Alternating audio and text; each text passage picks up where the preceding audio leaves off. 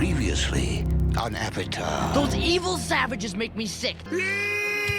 But I don't know how to do my job. Yeah, the hey-bye. My name is... It's the point where he has to learn from Ghost. The acorns that The Earth Nation soldiers come. Zuko comes in. You are clearly outmatched. What a badass. I can't stop rolling. He splits the ground. Yeah. He raises magma from the basement. Are you kidding me? This whole show takes place over months? Book 1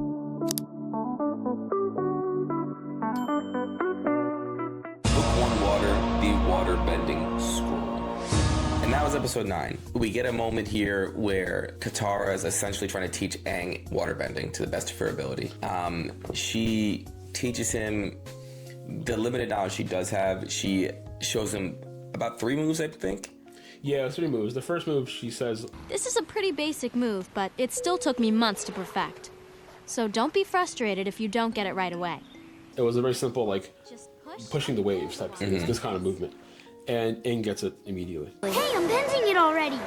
Wow, I can't believe you got that so quickly. And the second move, she was like, "Oh, this is really hard. Don't be upset if you don't get it." Like, well, I'm a little smug, you know, because she is like the waterbender of the group. And Aang gets it even faster. She gets pissed. She gets, you know, see a little bit. The first one, she gets a little disgruntled, but then she gets mad. And then the third move is like this tidal wave where she just couldn't quite master it yet. And he's like, So, like this? an asshole, just does it, wipes away all their stuff. Katara loses her mind. She completely snaps. She lets them hear it, gives them an earful. Because of all their stuff being washed away, they need to go into the town with the limited money they have to attempt to get more resources. Yeah, and they end up at this like pirate hub, which is full of like obviously pirates, traders, nomads, travelers, scammers, whatever you like. A very tropey kind of place. And while they're there, you know, we come to find out that they're supposed to have 3 copper pieces left, but Aang spends one on this bison whistle. Yeah. So the gang gets a little upset. They take the money from Aang, and then as they're walking through the town on this port, they bump into this pirate. Yeah, he was like, "Oh, come in, check out our wares, check out our curio, like take a look at what we have." And like they get in there because Aang's being kid, like that curiosity is like, "Oh, let's see what they have." Blah blah. So you know, what are they gonna buy with 2 copper pieces? Whatever. Yeah. So they go in, and Katara immediately finds a water scroll because she recognizes the symbol on the end. She opens it up and she proceeds to realize that there's several new bending styles, I guess, or bending moves that she doesn't know. Yeah. So she, of course, naturally, she wants the scroll. She inquires about how much it costs, and he says, which is probably a lie. It's 100% a lie. Oh, I have someone in the Northern Earth Kingdom that is willing to give you 200 gold pieces for that. Do you have 200 gold pieces on you right now? And Aang, you know, in the worst pirate accent ever, attempts to bargain with this gentleman. Let's say to the price of 1 copper piece. Okay? 2 copper pieces. It's not as amusing the second time, boy. The pirate's clearly not amused, but we notice that Katara is increasingly uncomfortable. Yeah. And she wants to leave. Immediately watch the episode, I think the two of us, we kind of understand probably what happened. Yeah, we kind of put 2 and 2 together. Yeah, but the group does not. No. They get off the ship and immediately they notice that the waterbending scroll is gone. Yeah, they get chased by the pirates throughout the town. Again, Aang and Sokka do not know why. But while they're getting chased, they bump into like a cabbage cart.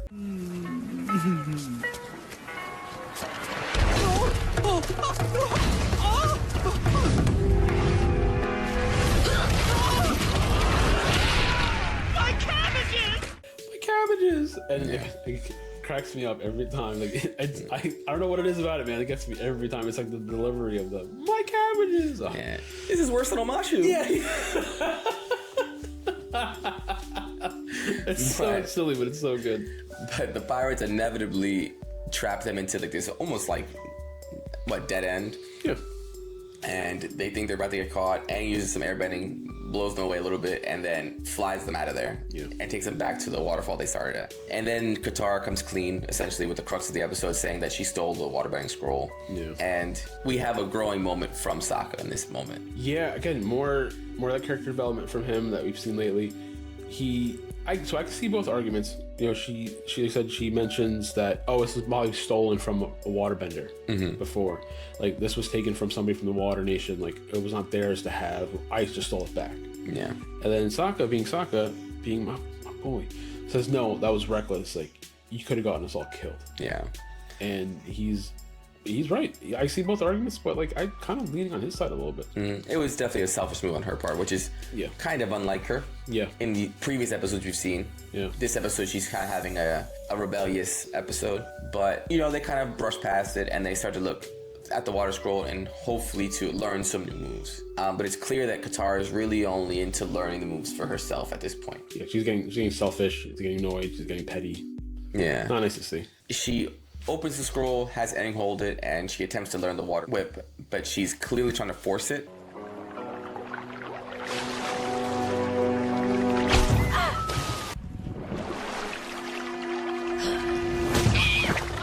And Aang, being Aang, gets it pretty quickly. Yeah, not only does he get it quickly, he like teaches her how to do it. Yeah. So he says, You just gotta shift your weight through the stances. There. See? I'm listening to that, I'm like, this feels like some real life advice here. This is some on-hands experience, because you do forget he is a master airbender already at 12. So he knows what he's talking about. Like, he knows what he's saying when he's telling you how to do the movements. Like, I'm sure movements are similar between like all the different powers and the different abilities. And listen to him, like, he knows what he's saying, even though you do forget he is a 12-year-old kid. Like, 'cause I felt like he was teaching her how to shoot a fadeaway jumper. Like, you know what I mean? Like, it felt real. Like, I was taken back. I was like, oh, like that's legit. Like, he knows what he's saying. It's clearly something he's leaning on his knowledge from airbending. Yeah, exactly. Yeah. Put it into the water bending. Yeah, it's all applicable here, and it turns out that really he's teaching her. And of course, because he does it so easily again, she has another moment where she snaps again. Will you please shut your air hole? Believe it or not, your infinite wisdom gets a little old sometimes. Oh my gosh, Aang. I am so sorry. I don't know what came over me. But you know what? It won't happen again. Fast forward to them being asleep. She steals it back from them again and goes to another section of the river to teach herself some more. It's also crazy to wake up in the middle of the night to learn. That's obsessive. It's the Mamba mentality. Yeah, that is. And then, so again, this is how it worked out.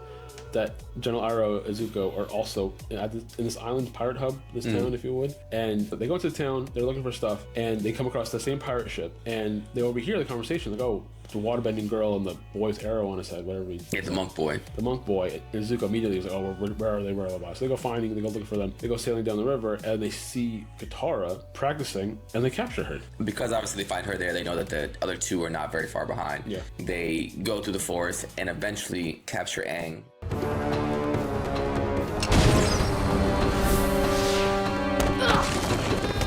I've got him! Come on! Oh, what? I'm not good enough to kidnap? Something I do want to mention, though, is how Zuko had Katara's mother's necklace. Yeah. Which I completely forgot about, which he took in, I asked you about it during the episode because I didn't remember. You said it was 3 episodes ago during Presents. Like, I don't remember that. Yeah, she dropped it in that episode. So, like, that also tells you, like, Zuko's a little bit out of his fucking mind because he kept this, like, with him, like, probably in his pocket this whole time, thinking, like, oh, this will come in handy one day. There's going to be a moment where I'm going to capture just her and I need some kind of bribing tool. Yeah, it's a bargaining chip. I need something to persuade her in some way or another. So he's a little bit of a madman. He just kept this in his pockets and waiting. Well, he's obsessive. Exactly. He knows this is about his legacy. Yeah. So he needs to get back to his father. No, he's out of his mind. Yeah. And leave it at that. They end up getting all caught. Yeah. And the pirates are now saying, all right, we'll give you the boy for the waterbending scroll. And once again, our boy Sokka here having another moment of thinking on his feet. Yeah. He's like, You're really gonna hand over the Avatar for a stupid piece of parchment? Don't listen to him. He's trying to turn us against each other. and the pirates are like, he's the Avatar? Yeah. They don't believe him. They're just like, oh, imagine how much you'll get from Ozai for bringing them the Avatar. You don't want no stupid water scroll. And again, Sokka is being crafty, resourceful.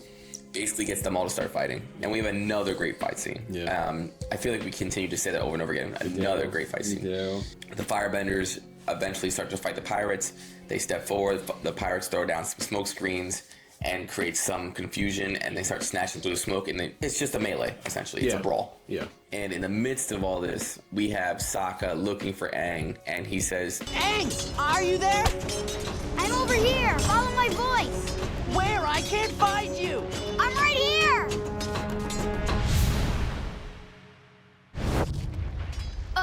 Never mind! A little comic relief. Yeah.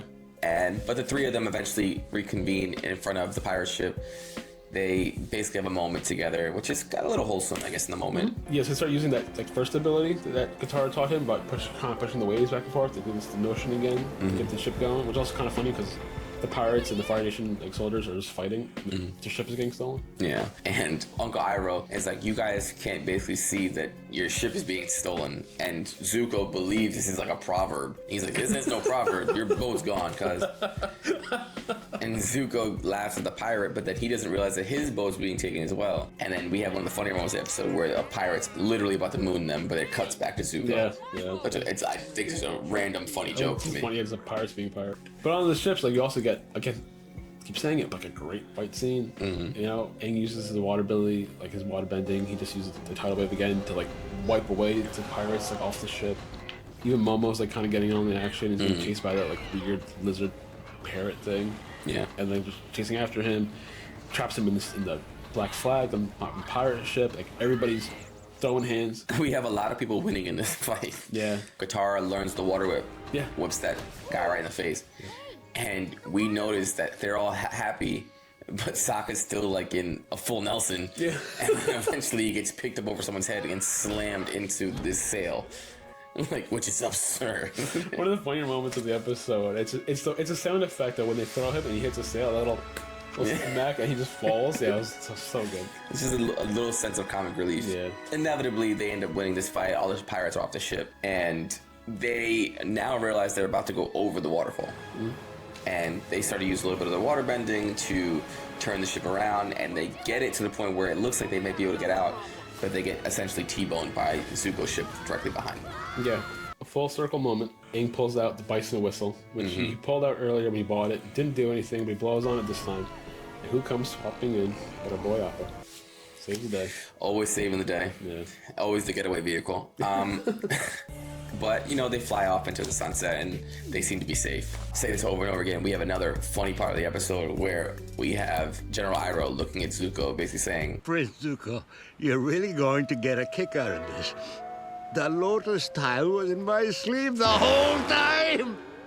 and has the craziest smile on his face. So happy to have this freaking stupid tile piece, and they chuck it over the freaking waterfall. Yeah. And that's how the episode ends. Before that, though, like, there's a moment on Appa where Katara does apologize to Aang. She kind of realizes, like, hey, I took a little overboard. It got us in trouble. And almost got us killed, like Sokka said. But she does have the moment to do apologize. And Sokka had the waterbending scroll the whole time in his pocket. He did, yeah. He did, yeah. He was like, here you go, dumbass. Like, yeah. Being the older brother that he is. Yeah, yeah, that was a nice moment. Another solid episode, right? Yeah.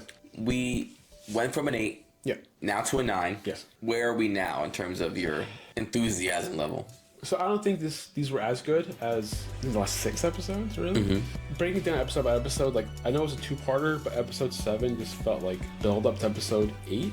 It overshadowed the Spirit of the Forest plotline, because immediately afterwards you don't care about that anymore. All you care about is getting to that Crescent Island. Yeah. So episode 8 itself was great. Like, it was very plot heavy. It moved everything forward very, very well. It gave a lot of insight to the world, everything that happened before 100 years ago, and basically what's at stake. And then episode 9 was like a nice little refresher, like afterwards, where Aang is learning waterbending, and it's the very beginning of it, him learning the very basics with Katara. So I'm excited to see like him learning more intricate and elaborate techniques, more powerful techniques. I'm sure he has to be a master of it, so yeah, I can't wait to see what master or waterbender could do. But I feel like overall there kind of just wasn't enough there. They didn't really check off all the boxes. So I think I originally want to say 7.5. I want to keep it to like somewhat nice numbers. So I think 7.5 is a little too low. So I'm gonna also give this an 8. An 8. Put right on par with 1, 2, and 3. 8, 9, 8. Yeah. Not terrible so far. I mean, I think we're doing very well in terms of a show you didn't want to watch initially to now. It seems like you're enjoying it. Oh, I'm enjoying it, absolutely. Even though 8 may sound low, because these are all great episodes, I can probably watch these anytime. But I know there's some incredible highs coming based on what everybody has told me, and also what this is kind of building up to be. Yeah. So like, I want to make sure that I also keep it all kind of relative. So an 8 seems fair for these. I ain't mad at it. No. We're going to eventually move on to now episodes 10, 11, 12, and 11 being one of my least favorite episodes in the entire show, which I think we've covered enough, but we'll get there at the next episode. Yeah. But with that being said, I'm Joel. That's Steve. Appa's on our old seat, the couch. Tune in next time. Like, comment, subscribe. Let us know how you're feeling about the show. Where do you rank these 3 episodes in the grand scheme of things, the first 9? Yeah. Do you agree with Steve? Do you think he's out of his mind? Let us know. But for now, peace.